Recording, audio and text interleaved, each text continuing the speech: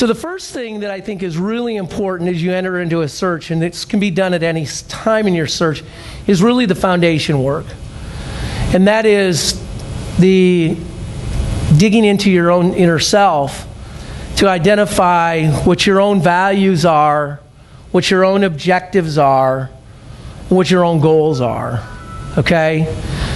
And I think that that is really, really important. I told you a little bit about my story, and the key there is that I made a decision that I wasn't going to work for corporate America anymore. I had 18 years of consumer packaged goods business experience, Pepsi, Dr. Pepper, 7-Up. 2 companies, 18 years.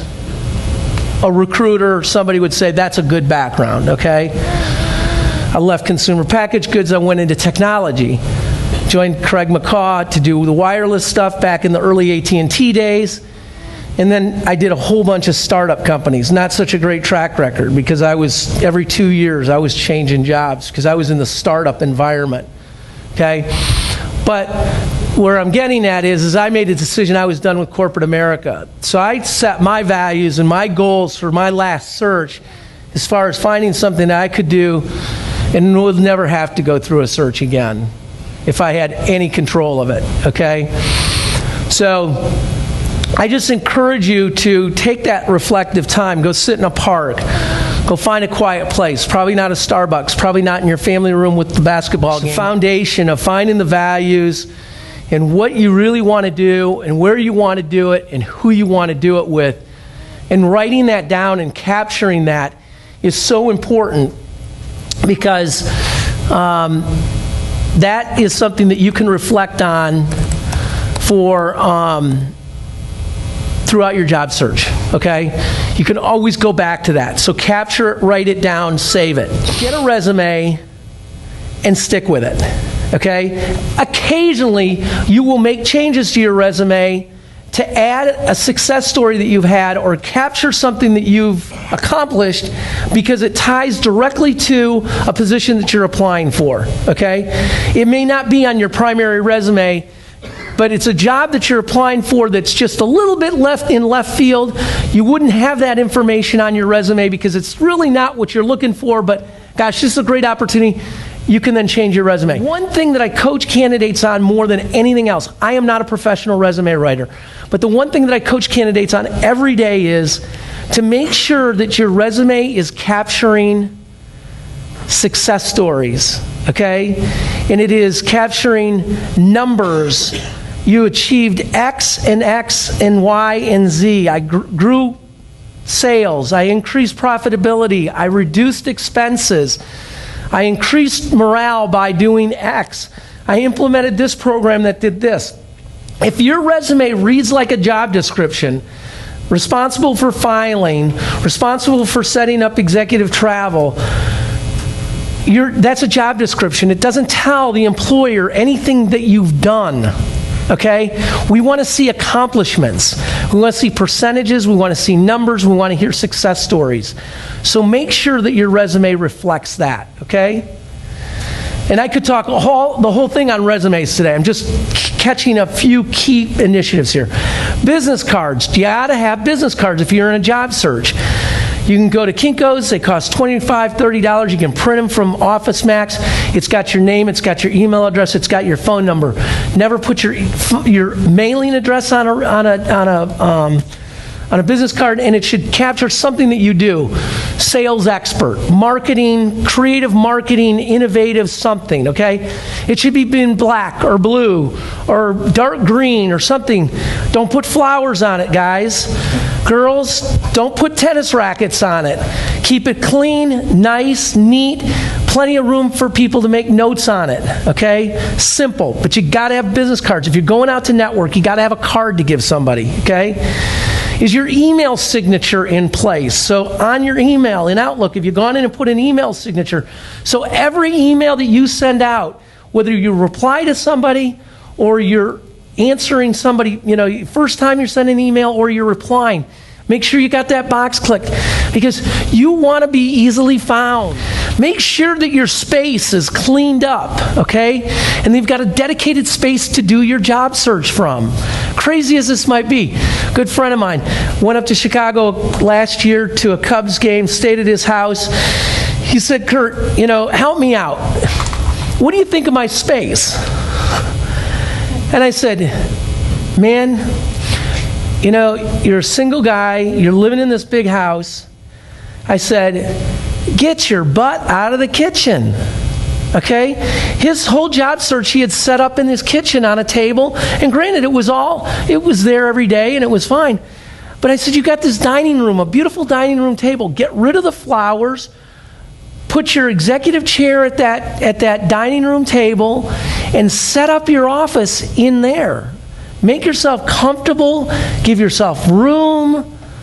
Nobody else can disturb you in there, but make sure your space is clean and it's set up and it's organized and that you got the tools in order to be successful in your office, okay? What's your message? Do you have your 30-second elevator pitch? How are you going to tell somebody that you're not working right now? What happened? Is it going to be a sad saga or is it going to be a positive? What's the message that you're going to tell people? Practice it. Stand in front of the mirror. Write it out. Give it to your best friend. Repeat it on the phone. Do it in person. Get your message down. There's nothing worse when I say, you meet somebody that's unemployed and you feel so bad for them. I know it sucks what you're going through, guys. And I mean it. I mean it. I know what you're going through. It's horrible. Okay? But we got to get the emotion out of it, and we got to be able to tell people what our message is and what we're good at and what we want to do. Okay? And then have a positive attitude. One of my mantras is, attitude is everything. I believe in that. I think it is how people perceive you, how they look at you. And as hard as it is, I want you to have a positive attitude. And have a friend that when you're not in a positive attitude and you're not having a good day, that will pull you aside and say, get out of here. Attitude is everything, and make sure that if you're not feeling up to it, but great networking event, I gotta go, but I feel like I got kicked in the butt 22 times today and I don't have that positive image, better not go. You're better not to go than to go and go with a bad attitude. Okay. Pace yourself and stay with it, okay? I can't tell you if this is going to be a sprint or it's going to be a marathon. Some of you have been out for a couple of weeks, and some of you might have been out for a year already, okay? Everybody's different. I get asked the question all the time, how long is it going to take me to find a job? I wish I could tell you. The old mantra is for every 10,000, it's going to take a month. I don't know if that's true anymore. There's people that land a job, they lose a job, and they land a job within 3 weeks, 4 weeks, 5 weeks. There's people that are out for 2 years. I can't tell you how long it's going to take. I just want you to pace yourself. So what I want you to consider doing is through your search is I want you to keep a written log of all the contacts, callbacks, and interviews that you've had. Keep a log of that stuff, because you're not as old as I am, or maybe you are, but you need to keep a record of that stuff so that you can go back. Develop short and long-term action plans, okay? We all know that we do better when we have goals, okay? So I coach a lot of college kids on their job search, and I say, every week, set a goal for yourself. It may be 2, it may be 5, it may be 6, it may be 1. Calls that you want to make, interviews you want to try to get. Set goals for yourself and then celebrate them. If you succeed on Monday that you made the call and you got an interview or you got an informational interview and so forth, go celebrate that, but then try to blow it out of the park so that by Friday you have 4 more, okay? But have goals. Set goals for yourself. Seek feedback from significant others, okay? To monitor your progress. And this really goes into what I'm going to talk about at the end, and that is, do you have an accountability partner? Okay? I know here at Watermark, they talk about accountability partners or accountability groups. I have 1, 2, 3, a number of them. Okay? I met with one of them last night. They can be spiritual, they can be professional, But if you're not in an accountability group where, in this particular case, I will say, even in a job search, I think that women need to be with women and men need to be with men, okay? But find a couple of people. It doesn't need to be 6, it doesn't need to be 8, best if it's 2 or 3. But find somebody that you can get with on a weekly basis that can help you maintain accountability to the goals and objectives that you're trying to get through. I would much rather have 2 people that do, and I think it's best if you're both sales or marketing or finance, so that find somebody that can understand what you do, okay, and is in the same mantra. I don't think that it works as well if you've got a salesperson and a finance person, because the finance guy thinks in a different latitude than salespeople do. The finance guy would probably learn more from the sales guy, but anyway, I think it's best if you stick to your verticals, okay? Accountability partners are great. And then review and modify your objectives throughout your journey, okay? You're taking notes, you've got your goals, you've got your values, you've got your objectives captured. Modify as you come to hurdles. Hurdles are, I've been in the search for 2 months, I've had 8 interviews, I've been rejected 8 times. Great time to find a quiet place. Go reflect. Got your notes? What's working, what's not working? Get with your accountability partner. These are the mistakes I think I'm making. This is where I think I could do better, okay? The thing that I want you to know, though, about the interview process and not getting those jobs that you really like or really want, I know that this is the hardest thing about a job search from a candidate perspective, and it is getting feedback, right? You've been on an interview, you didn't get the job, and you want feedback. What did I do wrong, okay? What did I say? What did I do? And all I can share with you is that you would have never gotten to the interview.